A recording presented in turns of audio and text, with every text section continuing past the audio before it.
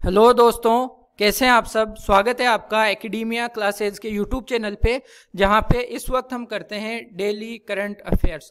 2 मई के current affairs की आज बात करेंगे। जो इम्पोर्टेंट हेडिंग्स हैं आपके लिए, जो चीज़ें डीपली जाननी होती है वो भी जानेंगे। एग्जाम के पॉइंट ऑफ व्यू से जो कुछ भी आज आपके लिए ज़रूरी रहे, इम्पोर्टेंट है, वो सब की हम बात करेंगे। लेकिन अगर आपने अभी तक चैनल को सब्सक्राइब नहीं किया है तो आपको चैनल को सब्सक्राइब कर लेना चाहिए, ताकि आपको इस वीडियो का नोटिफिकेशन या आने वाले सभी वीडियो का नोटिफिकेशन सबसे पहले प्राप्त हो जाए। इसके अलावा 1 मई से हमने शुरू किया है कोवैक्सीन सीरीज, जिसका हमने नाम दिया है कोवैक्सीन सीरीज। लेकिन यह है कॉन्स्टिट्यूशनल वैक्सीन, यह कोविड-19 वैक्सीन नहीं है, कॉन्स्टिट्यूशनल वैक्सीन है।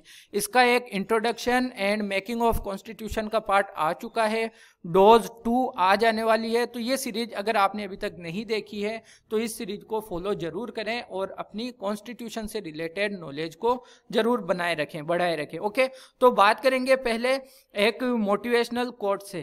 तो हम सब देखिए सक्सेस के पीछे भागते हैं, लेकिन सक्सेस किसके पीछे भागती है? तो सक्सेस की सबसे खास बात है कि वो मेहनत करने वालों पर फिदा हो जाती है। तो अगर आपको सक्सेस चाहिए, सफल होना है, सफलता प्राप्त करनी है, तो आपको क्या करनी पड़ेगी? मेहनत करनी पड़ेगी। मेहनत से कभी भी पीछे नहीं हटना है अगर आप अपनी ज़िंदगी में सक्सेस चाहते हैं। तो सक्सेस की सबसे खास बात यह है कि वो मेहनत करने वालों पे फिदा हो जाती है। तो आज से तैयार हो जाइए मेहनत करने के लिए। हम आपके साथ हैं, एकेडमिया क्लासेज आपके साथ है। आपको जो भी कंटेंट चाहिए होगा आप हमें बताएं, हम आपके लिए प्रोवाइड करेंगे। लेकिन जितनी मेहनत हम करते हैं उतनी आपको भी करनी पड़ेगी, तो आपकी सफलता बिल्कुल निश्चित है। ओके, आज की हेडिंग्स की बात करेंगे। सबसे पहले खरीफ अभियान 2021 की हम बात करने वाले हैं। खरीफ अभियान 2021 क्या है? ये एक तरह से कृषि पर राष्ट्रीय सम्मेलन है। कृषि पर राष्ट्रीय सम्मेलन, ओके। और इसका उद्घाटन किसने किया? ऑब्वियसली वर्चुअली हो रहे हैं आजकल, तो ये भी वर्चुअली हुआ। इसका उद्घाटन किसने किया? इसका उद्घाटन किया हमारे केंद्रीय कृषि मंत्री श्री नरेंद्र सिंह तोमर ने।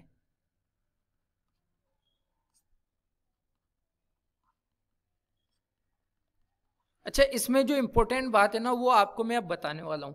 इम्पोर्टेंट इसमें यह है कि वर्ष 2021-22 के लिए हमने, यानी भारत ने इस बार खाद्यान्न उत्पादन का लक्ष्य रखा है ना, खाद्यान्न उत्पादन का लक्ष्य।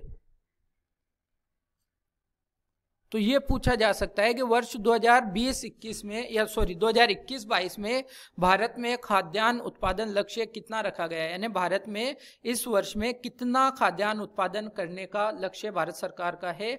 तो ये आपको ध्यान रखना है, 307 मिलियन टन।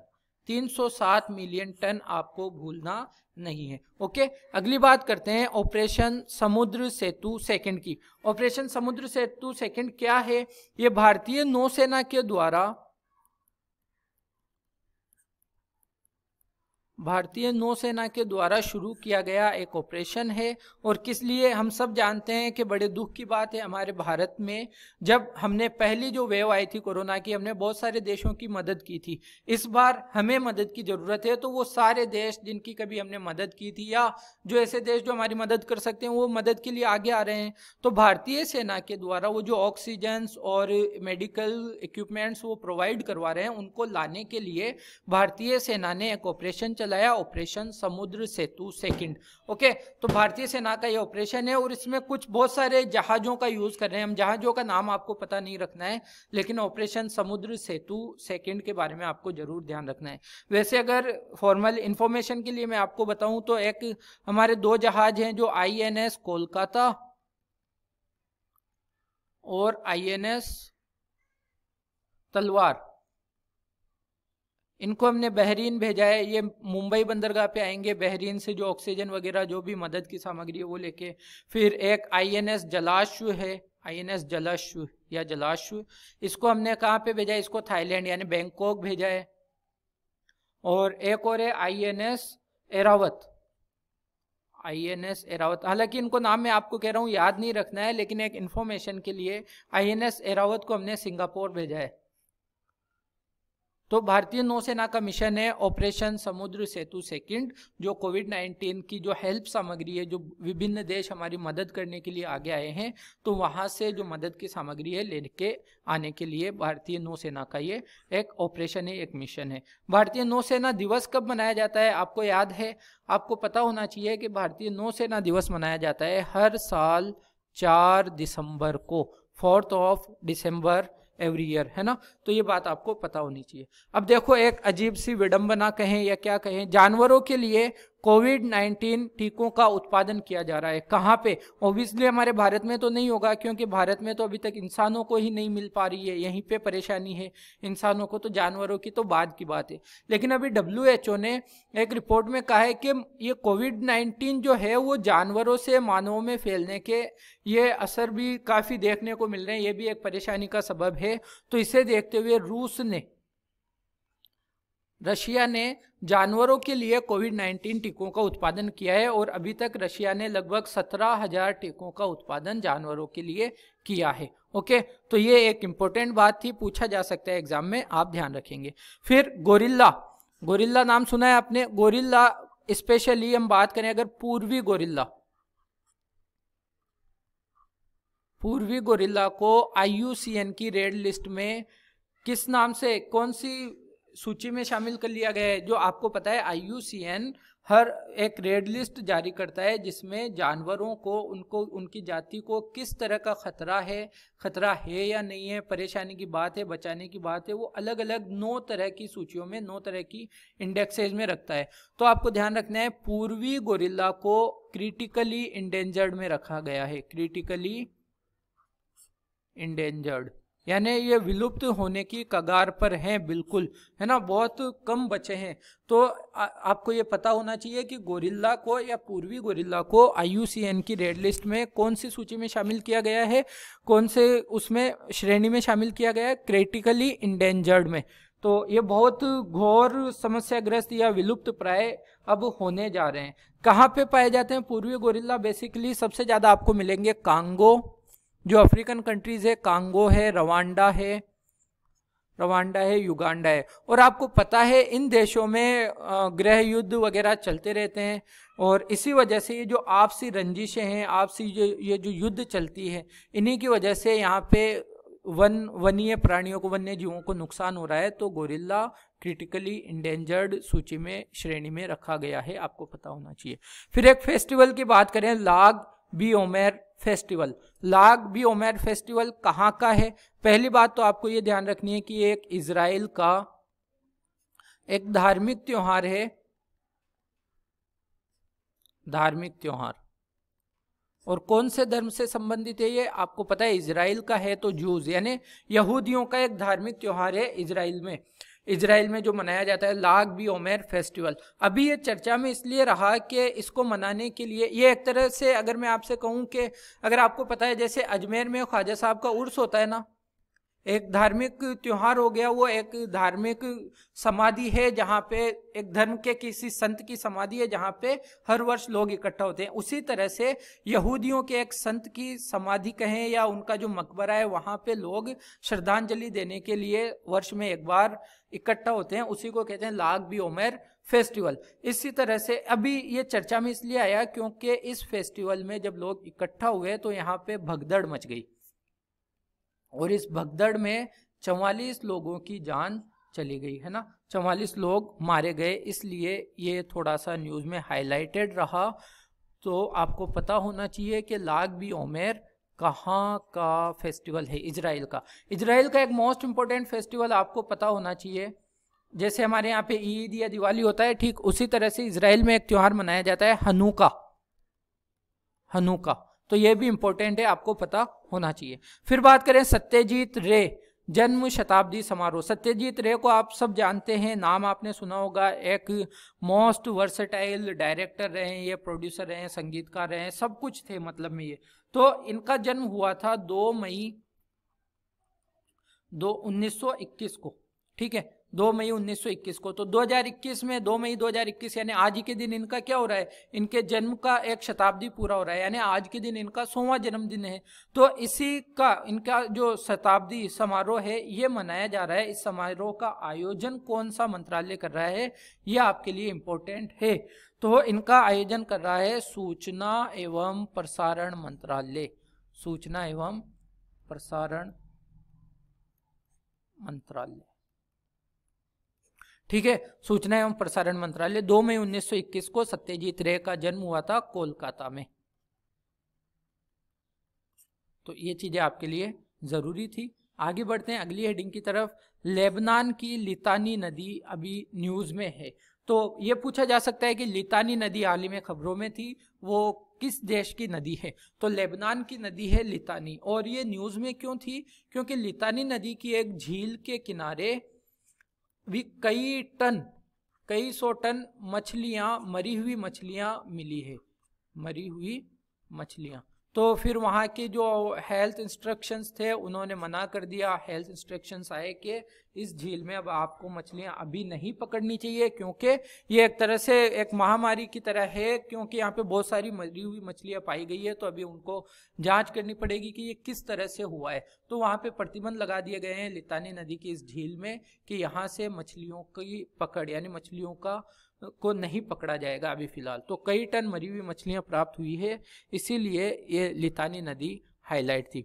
फिर 2 IITs हमारे देश की शान, हमारे देश की आन, 2 IITs अभी चर्चा में रही, IIT बॉम्बे और IIT मद्रास। पहले बात करते हैं IIT बॉम्बे की।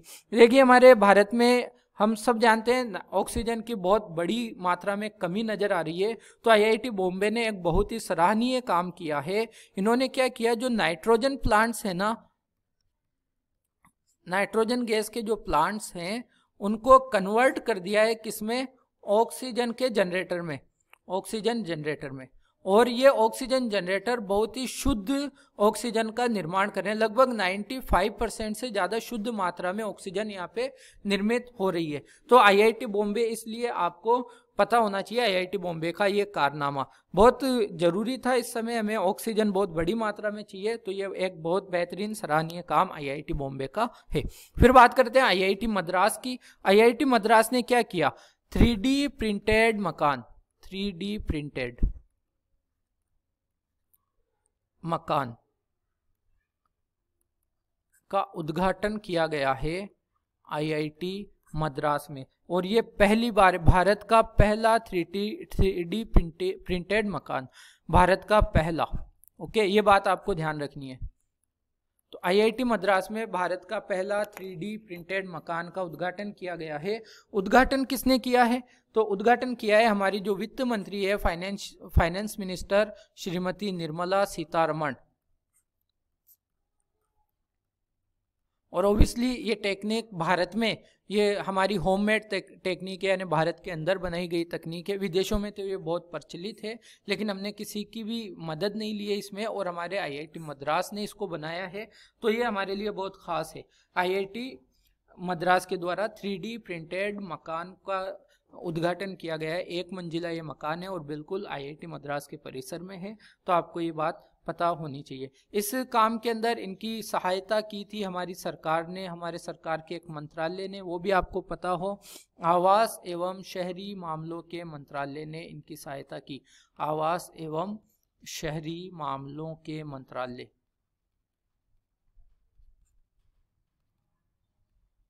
चलिए मुझे आप बता देंगे कि हमारे आवास एवं शहरी मामलों के मंत्री कौन है और उनकी कॉन्स्टिट्यूएंसी क्या है, यानी उनका संसदीय क्षेत्र क्या है। ओके, कमेंट में मैं आपका इंतजार करूंगा। फिर बात करते हैं मर्चेंट स्टैक की। ये एक डिजिटल प्लेटफॉर्म है। और क्या है ये डिजिटल प्लेटफॉर्म? तो खुदरा व्यापारियों को लोन देने के लिए या उनकी हेल्प के लिए, लोन देने के लिए नहीं है सॉरी, खुदरा व्यापारियों की मदद के लिए, खुदरा व्यापारियों के लिए एक डिजिटल प्लेटफॉर्म बनाया गया है। किसके द्वारा? ICICI के द्वारा। तो खुदरा व्यापारियों के लिए उनके हेल्प, फाइनेंशियली हेल्प करने के लिए, है ना, एक मर्चेंट स्टैक डिजिटल प्लेटफॉर्म बनाया गया है ICICI बैंक के द्वारा। ये बात आपको पता रखना है। आईसीआईसीआई बैंक का ही व्यापारियों के लिए एक मोबाइल ऐप भी है, मोबाइल ऐप, और उस मोबाइल ऐप का नाम है इंस्टाबिज। इंस्टाबिज। ये एडिशनल इन्फॉर्मेशन जो होती है वो आपको जरूर नोट डाउन करनी है, क्योंकि ये जो रिलेट करके कनेक्ट करके हम चीज़ों को पढ़ते हैं ये एग्जाम पॉइंट ऑफ व्यू से बहुत ज़्यादा ज़रूरी है। मेरी ये कोशिश रहती है कि अगर हमने आईसीआईसीआई की बात की है तो उससे रिलेटेड जो अभी हाल ही में पहले जो बातें हो चुकी है वो भी आपको अभी याद दिला दी जाए, है ना। तो ये चीज़ें आपको जब बार बार याद करोगे तो दिमाग में बैठ जाती है। आईसीआईसीआई के एमडी एंड सीईओ कौन है? एमडी एंड सीईओ तो आपको पता होना चाहिए। सॉरी, एमडी की बात करें तो एमडी है संदीप बख्शी। ओके, आईसीआईसीआई के एमडी हैं संदीप बख्शी। अभी हाल ही में आईसीआईसीआई ने 2 मोबाइल ऐप और लॉन्च किए थे। ध्यान रहे, इंस्टाबिज तो व्यापारियों के लिए है, अभी 2 और हाल ही में रिसेंटली 2 मोबाइल ऐप लॉन्च किए हैं। एक मोबाइल ऐप का नाम है आई मोबाइल पे, आई मोबाइल पे, और दूसरा है Insta effects, Insta effects. Okay, फिर बात करते हैं ऑक्सीजन ऑन व्हील्स की। ये क्या है? ये एक तरह से एक पहल है, एक गाड़ी। अब देखो, ऑक्सीजन ऑन व्हील्स यानी पहियों के ऊपर, यानी किसी गाड़ी पे ऑक्सीजन प्रोवाइड करवाई जा रही है। ये एक तरह से ऐसी गाड़ी है जिसमें करीब 100 सिलेंडर हमेशा अवेलेबल रहते हैं और जहाँ पे भी ज़रूरत पड़ती है। ये शुरू कहाँ की गई है पहले मैं आपको बता दूं।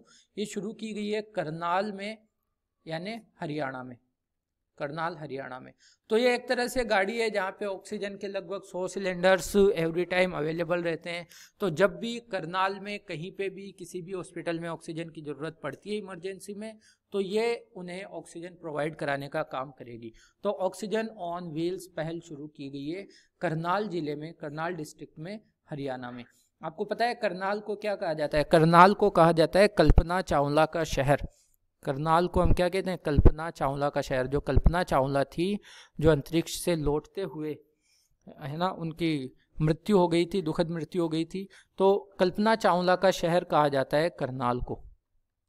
ओके, फिर हरियाणा की अगर बात करें तो अच्छा, करनाल की ही एक बार बात कर लेते हैं। करनाल में एक मोस्ट इम्पोर्टेंट संस्था है जो आपको पता होना चाहिए, जिसको हम कहते हैं NDRI, national dairy research institute, राष्ट्रीय डेयरी अनुसंधान संस्थान, है ना। इसको आप जरूर लिख लेंगे, पूछी जाती है एग्जाम में, बहुत बार पूछी जाती है। कल हमने हरियाणा की एक योजना की बात की थी, कल ही बात की थी 1 मई को, तो आपको पता होगा कोविड आपातकालीन ऋण योजना। हरियाणा की सरकार की यतीम बच्चों के लिए एक और योजना है, हरिहर योजना। एक प्लेटफॉर्म है या एक ऐप है आशा पे ऐप, जो आशा वर्कर्स हैं उनको सैलरी पे करने के लिए आशा पे ऐप भी हरियाणा सरकार का है। एक योजना है मुख्यमंत्री अंत्योदय, मुख्यमंत्री अंत्योदय परिवार उत्थान योजना, अंत्योदय परिवार उत्थान योजना। एक और इम्पोर्टेंट इसकी ये क्या कह सकते हैं हम, योजना है जिसका नाम थोड़ा लंबा है, संत महापुरुष विचार सम्मान और प्रसार योजना, सम्मान और प्रसार योजना। ठीक है, संत महापुरुष विचार सम्मान और प्रसार योजना, ये भी है किसकी? हमारे हरियाणा सरकार की योजना है। एक प्लेटफॉर्म है, ऑनलाइन प्लेटफॉर्म किसानों के लिए, जो इसने बनाया था, हरियाणा की सरकार ने लॉन्च किया था, ग्राम दर्शन प्लेटफॉर्म, ग्राम दर्शन प्लेटफॉर्म। और ये किसके लिए है? ये स्पेशली किसानों के लिए ये प्लेटफॉर्म था। ओके, फिर बात करते हैं मत्ती केला की। मत्ती केला क्या है? अभी GI टैग के लिए आवेदन किया गया है, जियोग्राफिकल इंडिकेशन के लिए, जियोग्राफी टैग के लिए आवेदन किया है मत्ती केला के लिए। तो एक केले की किस्म है मत्ती केला। और कहाँ का ये केला है? आपको पता है भौगोलिक संकेतक की स्पेशलिटी यही होती है, किसी विशेष क्षेत्र की विशेष पहचान वाली विशेष वस्तु के बारे में जियो टैग, जीआई टैग दिया जाता है ना, भौगोलिक संकेतक दिया जाता है। तो ये किस विशेष स्थान की विशेष केले की किस्म है? तो आपको पता होना चाहिए तमिलनाडु का कन्याकुमारी जिला, कन्याकुमारी में इसको उगाया जाता है, इसकी खेती की जाती है। दूसरी बात इंपॉर्टेंट क्या है इसके लिए, इसके औषधीय गुण है, मेडिसिन में बहुत यूज होता है, औषधीय गुण है, अलग स्वाद है, नॉर्मली जो हम केला खाते हैं उससे अलग स्वाद है। तो जीआई टैग के लिए यही तो चाहिए, स्पेशल होना चाहिए वो किसी भी तरह से। तो औषधीय गुण है, अलग स्वाद है, मोस्ट इंपोर्टेंट इसको एक नाम दिया जाता है क्रोकोडाइल, क्रोकोडाइल बनाना, क्रोकोडाइल फिंगर बनाना। अच्छा, ये क्यों दिया जाता है? क्रोकोडाइल फिंगर बनाना इसलिए दिया जाता है, अगर आप इसका आकार देखोगे तो आपको नजर आएगा ये नॉर्मल केले के आकार का नहीं होता, इसका शेप कुछ कुछ मगरमच्छ की उंगलियों की तरह होता है, इसलिए इसको क्या कहा गया है? क्रोकोडाइल फिंगर बनाना इसको कहा गया है। ओके, अगली बात करते हैं फैक्ट बॉक्स सुविधा की। फैक्ट बॉक्स सुविधा किसने शुरू की है? देखिए पहले तो ये सुविधा है क्या? ये सुविधा है, अगर जिस देश में ये सुविधा ये शुरू की गई है, ये बेसिकली मैं आपको बता दूं, ये ट्विटर के द्वारा शुरू की गई है ना। तो ट्विटर में क्या होगा, ये सुविधा हर देश में उस देश के लोगों को कोविड-19 वैक्सीनेशन से रिलेटेड रियल टाइम जानकारी, वैक्सीनेशन से रिलेटेड रियल टाइम यानी वास्तविक समय की जानकारी उपलब्ध कराएगा कि कहाँ पे किस हॉस्पिटल में या कौन सी जगह पे वैक्सीनेशन उपलब्ध है, वो कहाँ पे उपलब्ध नहीं है। फैक्ट बॉक्स सुविधा शुरू किया है ट्विटर ने, और ये कोविड-19 वैक्सीनेशन की रियल टाइम जानकारी उपलब्ध कराने से संबंधित है। इतनी बात आपको समझ में आ गई। चलो, ट्विटर के सीईओ कौन है? तो आप मुझे बताएंगे कि सर ट्विटर के सीईओ आपने पहले भी बताया हुआ है, आज हम आपको बता देंगे। जैक डॉर्सी है ट्विटर के सीईओ, जैक डॉर्सी। ये बात इंपॉर्टेंट है, आपको पता होनी चाहिए। फिर बात करते हैं मल्टी स्क्रीन टेस्ट सिस्टम। देखो अभी हम डॉक्टर के जाते हैं ना, नॉर्मली कोविड-19 की बात नहीं कर रहा हूँ, नॉर्मली जब कुछ थोड़ा सा सीरियस हेल्थ प्रॉब्लम्स होती है तो डॉक्टर क्या करता है? टेस्ट लिख देता है, एक ये वाला, एक ये वाला, एक ये वाला, एक ये वाला और एक ये वाला। तो ये 4-5 तरह के टेस्ट लिख दिए। अब इन चारों की इसकी फीस अलग है, इसकी अलग है, इसकी अलग है, इसकी अलग है, इसकी अलग है। तो मतलब आदमी वैसे बीमारी से नहीं मरता है, और वो टेस्ट कराने में जो खर्च करता है ना, उससे मर जाता है। तो अभी रशिया की एक कंपनी है, रूस की एक कंपनी है, और कंपनी का नाम भी बहुत प्यारा है, बायोपैलेट, बायोपैलेट। इसने भी एक मल्टी स्क्रीन टेस्ट सिस्टम बनाया, मल्टी स्क्रीन टेस्ट बनाया। ये क्या करेगा? ये जितनी भी बड़ी बड़ी बीमारी है ना, मोस्टली क्या, जैसे HIV हो गया, HIV हो गया, हेपेटाइटिस हो गया। अब हेपेटाइटिस भी बहुत तरह के होते हैं, तो हेपेटाइटिस B और हेपेटाइटिस C, और एक और इम्पोर्टेंट रोग है जैसे सिफिलिस। इन रोगों के लिए जो कि पहले अभी तक अलग अलग हर रोग के लिए अलग अलग टेस्ट कराना पड़ता था, रशिया की बायोपैलेट कंपनी ने क्या किया है? एक मल्टी स्क्रीन टेस्ट डेवलप किया है। अब क्या होगा? इन सारे रोगों के लिए सिर्फ एक ही टेस्ट कराना होगा आपको। ओके, तो ये इंपॉर्टेंट है, पूछा जा सकता है, कंपनी का नाम पूछा जा सकता है, कंपनी कहाँ की है, या मल्टी स्क्रीन टेस्ट के बारे में, इन बीमारियों की कौन कौन सी बीमारियों की एक ही जांच के लिए ये है, तो ये भी आपसे पूछा जा सकता है। HIV है, हेपेटाइटिस B और हेपेटाइटिस C है, और सिफिलिस है। ओके, फिर बात करते हैं अगली हेडिंग की। निधन हो गया एक पर्सन है, KV आनंद। तो इंपॉर्टेंट है आपके लिए इसलिए क्योंकि इनको नेशनल अवार्ड्स भी मिला हुआ है, नेशनल अवार्ड्स प्राप्त करता है, तो नाम फिर इंपॉर्टेंट हो जाता है। अब नेशनल अवार्ड की बात कर ली तो आपको पता ही होगा कि किस चीज से रिलेटेड है। तो ये तमिल फिल्म डायरेक्टर थे, तमिल फिल्मों के डायरेक्टर। आपको पता है ना साउथ की फिल्में, बस अब उनकी तारीफ क्या की जाए, बेहतरीन स्टोरी होती है, बेहतरीन प्रेजेंटेशन होता है ना। तो KV आनंद का भी हाल ही में निधन हो गया, जो तमिल फिल्मों के डायरेक्टर थे, नेशनल अवार्ड विनर थे, इसलिए आपके लिए इंपॉर्टेंट हो जाते हैं। अब एक बंदरगाह की बात करते हैं, यानबू बंदरगाह। यानबू बंदरगाह अभी न्यूज़ में इसलिए रहा क्योंकि एक विस्फोट से भरा हुआ ड्रोन लाया गया और इस बंदरगाह को ध्वस्त करने की कोशिश की गई। इस बंदरगाह को टारगेट बनाते हुए विस्फोट से भरा हुआ यानी एक बम से भरा हुआ ड्रोन भेजा गया इस बंदरगाह को तबाह करने के लिए। तो ये इंपॉर्टेंट हो जाता है। यानबू बंदरगाह कहाँ है? तो आपको ध्यान रखना है, लाल सागर के किनारे, लाल सागर के किनारे है। और अब आप समझ सकते हो लाल सागर के किनारे कौन सी कंट्रीज हैं, तो उनमें से सऊदी अरबिया, सऊदी अरबिया का बंदरगाह है यानबू बंदरगाह। और ये अंदाजा लगाया जा रहा है कि ये जो ड्रोन भेजा था शायद ईरान की सहायता से भेजा गया हो, क्योंकि आपको पता है ईरान और सऊदी अरबिया में दुश्मनी है, दुश्मनी बनी हुई है। तो ये अंदाजा लगाया जा रहा है, अभी 100% इस बात का खुलासा नहीं हो सका है। अगली हेडिंग है या सर नंबर है, किसके नंबर है, आपके हैं या अगर मेरे होते तो मैं डिस्क्रिप्शन में देता, हेडिंग में तो डालता नहीं ना। तो ये एक हेल्पलाइन नंबर है और किसके लिए, गर्भवती महिलाओं के लिए।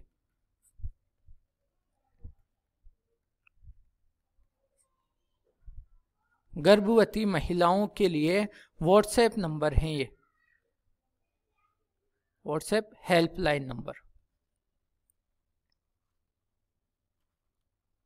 ठीक है, तो पहली बात तो ये 9354954224 ये नंबर है गर्भवती महिलाओं के लिए व्हाट्सएप हेल्पलाइन नंबर। इनको शुरू किसने किया है, इनको शुरू किया है राष्ट्रीय महिला आयोग के द्वारा शुरू किया गया है। ओके, अब जब राष्ट्रीय महिला आयोग की बात हुई है तो इस आयोग की अध्यक्ष कौन है, चलिए आप बता दें कमेंट सेक्शन में। ओके, फिर बात करते हैं अमिताभ चौधरी। अगर आप करंट से थोड़ा सा रिलेटेड रहते हो, थोड़ा सा टच में रहते हो, तो आपको पता है अमिताभ चौधरी कौन थे, हैं एक्सिस बैंक के, एक्सिस जो बैंक है उसके एमडी एंड सीईओ हैं अमिताभ चौधरी। तो अभी ये न्यूज़ में क्यों है, इनका कार्यकाल एक तरह से ख़त्म हो रहा था, तो अभी इनको 3 साल के लिए, अगले 3 साल के लिए फिर से नियुक्त कर दिया गया है। तो अगले 3 साल तक ये और एमडी और सीईओ के पद पे रहेंगे अमित चौधरी। कौन से बैंक के, एक्सिस बैंक के। तो ये बात इंपॉर्टेंट थी। चलते हैं अगली हेडिंग की तरफ। अगली हेडिंग है महाराष्ट्र और गुजरात का राज्य दिवस कब मनाया गया। आपको पता होना चाहिए 1 मई 1960 को एक राज्य था बॉम्बे, स्टेट ऑफ बॉम्बे या बॉम्बे स्टेट। इससे 2 भाषा के आधार पे दो राज्य अलग हो गए और ऊपर सौराष्ट्र वाला जो एरिया था वो बना गुजरात और नीचे जो बम्बई स्टेट जाना जाता था उसको कहा गया महाराष्ट्र, है ना। तो ये 1 मई 1960 को, तो इनका राज्य दिवस कब मनाया जाता है, 1 मई को मनाया जाता है, आपको पता होना चाहिए। फिर बात करें कोरोना वॉरियर्स योजना की। कोरोना वॉरियर्स योजना, अभी कोरोना वॉरियर्स कौन होते हैं, वो जो फ्रंट में, सबसे फ्रंट में कोरोना के लिए लड़ते हैं, यानी डॉक्टर्स हो गए, हमारे नर्सेज हो गई और आशा वर्कर्स हो गए और जो भी मतलब हेल्थ से जुड़े हुए हैं या सफाई कर्मी हैं हमारे, जो भी हैं, ये जो डायरेक्ट गवर्नमेंट के आदेशों से कोरोना के लिए ड्यूटी करते हैं, कोरोना के लिए लोगों की जान बचाने के लिए तत्पर हैं, इनको कहा जाता है कोरोना वॉरियर्स। तो ये योजना शुरू की गई है मध्य प्रदेश सरकार के द्वारा। सीएम कौन है, सीएम है श्री शिवराज सिंह चौहान है सीएम।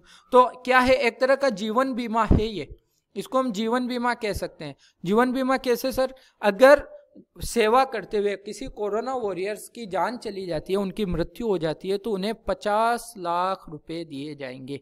50 लाख रुपए, देखिए रुपए अमाउंट अच्छा खासा है, लेकिन किसी की जान का कोई कीमत हम लगा नहीं सकते। लेकिन अच्छी पहल है एमपी की सरकार के द्वारा कोरोना वॉरियर्स योजना। और जीवन बीमे की तरह एक तरह से अगर किसी की मृत्यु हो जाती है किसी कोरोना वॉरियर की, तो 50 लाख रुपए उनको दिया जाएगा। मध्य प्रदेश के बारे में एक फैक्ट्स आपको बताता हूँ। एक बांध है मध्य प्रदेश में, ओंकारेश्वर बांध। ओंकारेश्वर बांध, अच्छा ये पता हो कि नर्मदा नदी पर है। इस ओंकारेश्वर बांध में विश्व का सबसे बड़ा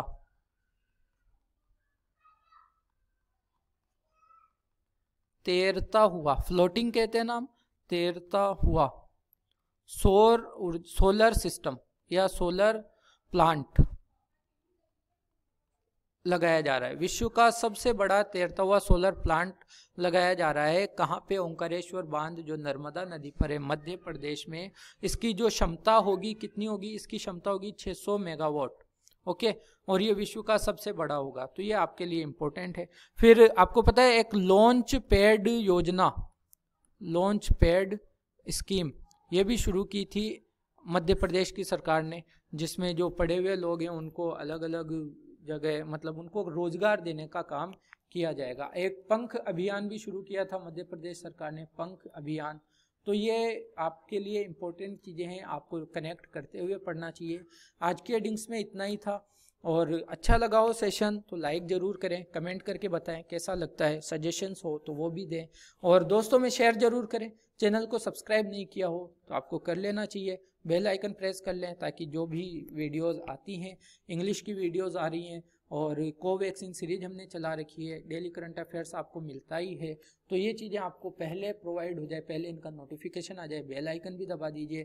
thank you for watching, have a very nice day. और घर पे रहिए, सुरक्षित रहिए, लेकिन पढ़ते जरूर रहिए, मेहनत कीजिए और सफल हो जाइए। Thank you very much, bye bye.